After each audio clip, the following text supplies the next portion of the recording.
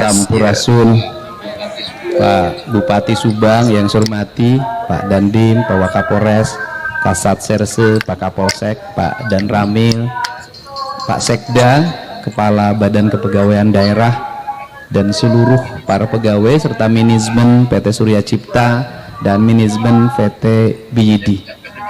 Saya mengucapkan terima kasih. Hari ini kita bersama-sama untuk melakukan ikrar sumpah jabatan bahwa kita berkomitmen mendorong kemajuan Jawa Barat.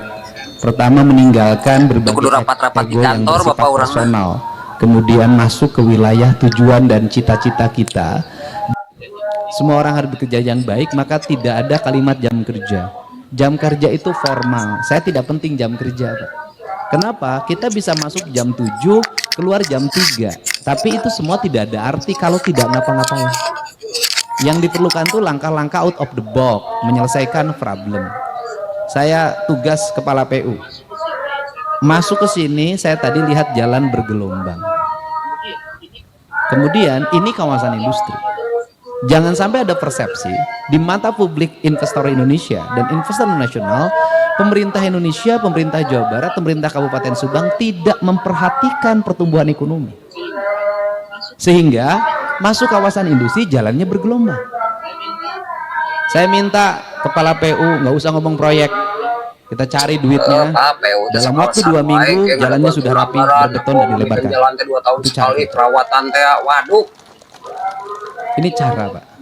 Yang kedua, kalau saya tidak berimajinasi lawan premanisme, lawan ormas-ormas yang menjadi alat bagi orang, gitu kan, yang sifatnya preman.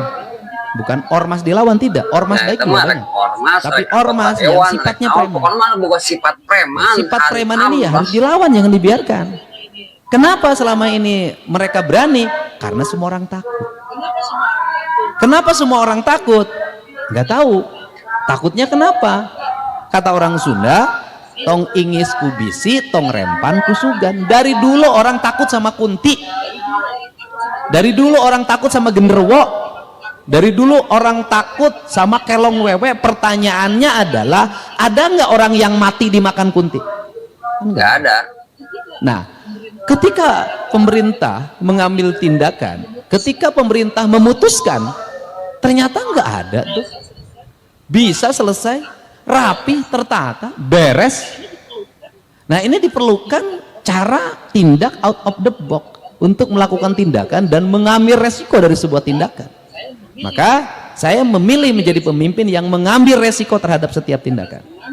Nah, karena mengambil resiko, konsekuensinya dalam pikiran kita hanya satu, mengabdi, titik. Nggak udah lagi ada yang berpikir yang lain. Sudah, mau apa lagi? Nah, karena itu, maka dari sekarang, saya tadi ngomong kepala Satpol PP. Saya bilang gini, saya nggak mau lagi ada pegawai numpuk. Saya itu paling nggak suka lihat pegawai datang gubernur penuh. Ngapain? Artinya, kalau setiap pemimpin datang, di situ penuh dengan pegawai, itu cermin pegawai nggak ada gawainya.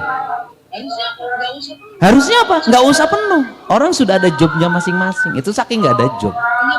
Nah, kenapa saya kalau melakukan tindakan pembongkaran dan sejenisnya nggak mau ngelibatin banyak orang? Karena terlalu banyak orang yang ngumpul dibanding orang kerja. Bongkar bangunan, ASN penuh. Tapi lu nggak bongkar nama Satpol PP. Satpol PP itu mau palu-palu aja. Kan ini mindset. Saya sudah membangun mindset dari dulu. Oh, kalau pergi ke sini harus bawa palu, harus bawa gergaji, harus bawa. Ini yang dibutuhkan. Nah, jadi kita bergerak itu berdasarkan kebutuhan. Nah, sekarang tahap pertama kita adalah premanisme di kawasan industri sudah clean, sudah bersih. Tahap kedua adalah infrastruktur. Tahap ketiga adalah pegawai negeri, pejabat negara, siapapun dia tidak boleh menjadikan industri menjadi objek untuk cari duit. Tapi dia harus didorong untuk berjalan dengan cepat, berproduksi dengan cepat, melahirkan orang untuk bekerja. Kenapa? Karena pemerintah tidak bisa nyiapin lapangan kerja dalam jumlah banyak. ASN ada batasannya, P3K ada batasannya, dan kemudian negara juga ada batasannya. Karena keuangan kalau disedot oleh pegawai terus, kapan membangunnya? Maka yang berikutnya adalah mendorong lapangan kerja. Di mendorong lapangan kerja ini, maka tugas negara satu, mempermudah regulasi, jangan dipersulit. Perizinan harus cepat. Bila perlu orang nggak ada konsultan, siapin konsultannya oleh pemerintah. Itu caranya. Nah kemudian rapat-rapat harus diperpendek, harus dipercepat. Lahir keputusan harus cepat. Jadi langsung. Gubernurnya, bupatinya harus secara teknis detil, ngerti masalah, bagaimana mengurai masalah dan bagaimana menyelesaikan masalah. Setelah itu berikan jaminan untuk memberikan jaminan pada investor. Kamu jalan, set jawab. Kamu jalan, set tanggung jawab. Selesai Pak. Saya udah nggak tahu berapa pabrik di Jawa Barat hari ini bisa berjalan dengan kalimat saya, kamu jalan, saya tanggung jawab. Jalan Pak. Pusingnya industri oleh siapa? Datang kelompok orang, 10 orang. Premanisme. Ini masalahnya ini lama. Besoknya datang lagi, audiensi lagi.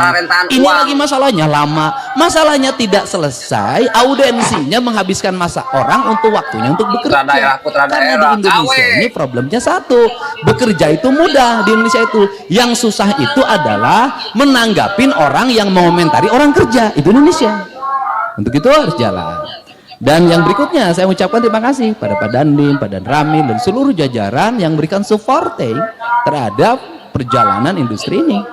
Dan saya juga mengucapkan terima kasih pada jajaran Polres Subang, Pak Waka, Pak Kasat Serse yang melakukan tindakan-tindakan cepat dalam menangani aksi premanisme. Kalau di tempat lain hanya ditahan kemudian pulang lagi, di sini P21, artinya bukti premanismenya bisa diuji di pengadilan. Tepuk tangan, ini keren. Kenapa saya udah ngomong tadi ke teman-teman Kemenko Polkam, saya bilang kalau tidak berproses P21 maka dilepas lagi, berarti premanisme bukan pidana. Ini catatan penting. Loh, kalau bukan pidana ngapain ditangkap? Ditangkap ini berarti ada unsur pidana. Nah, tetapi pemerintah harus memikirkannya apa? Mereka yang tidak terbukti pidana tapi ikut-ikutan bergelombol dengan mereka menjadi preman, berarti pemerintah harus membuat ruang kesadaran. Maka nanti barak militer, barak Polri itu adalah barak untuk merubah pikiran manusia jadi dari buruk jadi baik, dan kita juga harus mendorong dia untuk bekerja dan menyiapkan lapangan kerja. Karena premanisme bisa lahir juga karena ketidaktersediaan lapangan kerja. Sehingga nanti mereka cocoknya lapangan kerjanya apa? Kalau misalnya gagah, orangnya pemberani, nekat, ya jadi security. Tong pas ngomong doma WKB Pak. Kan bisa jadi nanti preman-preman yang gagah pemberani itu ya sudah didik jadi security.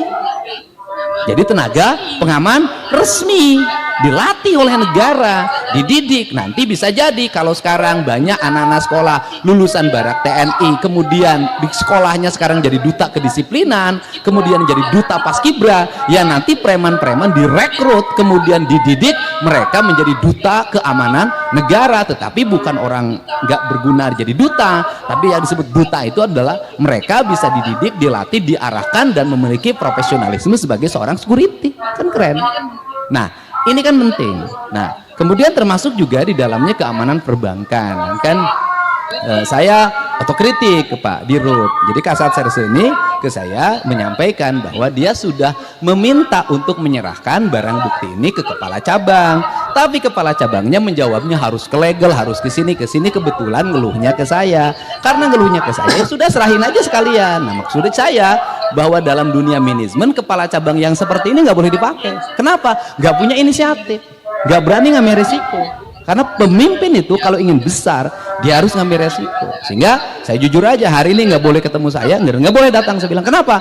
Jangan datang ketika masalahnya sudah selesai, tinggal ada panggungnya, tampil paling duluan. Tapi ketika ada masalah sembunyi, saya nggak suka orang seperti itu. Ya, eta gitu. Jadi Pak, orang tuh harus berani ngambil resiko. Terakhir, kemarin ge sorangan boga baturan Pak, jadi Cianjurnya main teh boga konter Pak, konter teh kapalingan hampir BHKB jeung HP anu konsumen tah giliran mainan apa ayeuna teh bingung arek ngagantian kumaha mana anu konsumen tah mainan teh kemarin teh lapor cenah ka polisi ka Cianjur di Cianjur aya teh cenah kalahkan ngaluarkeun duit lapor teh di ieu henteu da cenah bukti teu pararogo tah rakyat teh kitu Pak anu ayeuna merasakeun teh ieu bingung kenaon rek diayakeun baksa pos-pos polisi itu ari kadang-kadang tara ditanggapi seueuh gitu teh Pak. Ini jajaran P dan Dinas Perhubungan. Dinas Perhubungan. Pertama, UPT gitu kan, kalau terlalu luas diperbanyak. Kalau terlalu luas, kan sekarang ada 6 UPT. Kalau terlalu luas diperbanyak. Tetapi menurut saya manajemen itu harus sedikit. Yang kedua, di setiap UPT itu nanti ada satu mobil yang khusus menangani PJU. Oke, satu. Dua, mobil yang PJU ini juga harus bisa menangani kerusakan CCTV. Yang kedua, mobil yang khusus mengurus persoalan kebersihan. Bagaimana ketersediaan mesin potong rumput? Bagaimana ketersediaan mesin untuk mobil naik ke atas, benerin spanduk yang sobek, cabut spanduk yang sudah tidak layak lagi, potong tiang-tiang billboard segala macam yang tidak berizin dan merusak estetika jalan. Ini. Yang ketiga, harus punya divisi perbaikan. Rekrut tenaga outsourcing itu tukang tembok, tukang ngaduk. Caranya bagaimana? Caranya di PU bikin anggaran semen, anggaran pasir. Jadi drainase yang batunya lepas, jangan nunggu proyek berikutnya. Lakukan perbaikan sejak sekarang, karena saya keliling kemanapun, saya tidak menemukan drainase jalan provinsi yang mulus. Semuanya tidak berfungsi, semuanya pada copot, semuanya tidak terawat. Tiang-tiang baligo yang dengdek saya nanjak ke arah dari Subang ke arah Lembang itu tiang papan reklame dari Jasara Harja itu begini, papan petunjuk yang arah Ciater kanan kirinya nggak jelas. Indonesia ini negerinya berantakan banget, Jawa Barat ini. Nah, untuk itu saya nggak mau lagi ke depan begitu. Kepala PU nanti harus keliling, motivasi kepala UPT-nya. Di setiap UPT nanti ada tenaga kebersihan yang setiap hari monitoring jalan yang kotor, rumput yang tinggi. Yang kedua, setiap hari dia melakukan perbaikan terhadap yang rusak, tembok yang copot.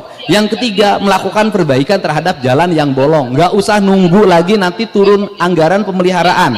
Selama ada, perbaiki sekarang. Kenapa? Karena rata-rata pemeliharaan jalan turunnya adalah bulan November, kemudian bulan Oktober pada saat hujan deras. Saya sering menemukan kasus di Provinsi Jawa Barat sebelum jadi gubernur adalah melakukan perbaikan jalan, penambalan jalan dengan hotmix pas hujan deras. Nanti nggak boleh. Saya detil, Pak. Nah, yang berikutnya adalah di setiap UPT ada satu mobil ambulans. Untuk apa? Menolong orang yang korban kecelakaan. Plus tenaga medis. Yang keempat, di setiap UPT, di setiap sekian kilometer jalan provinsi harus ada mobil derek.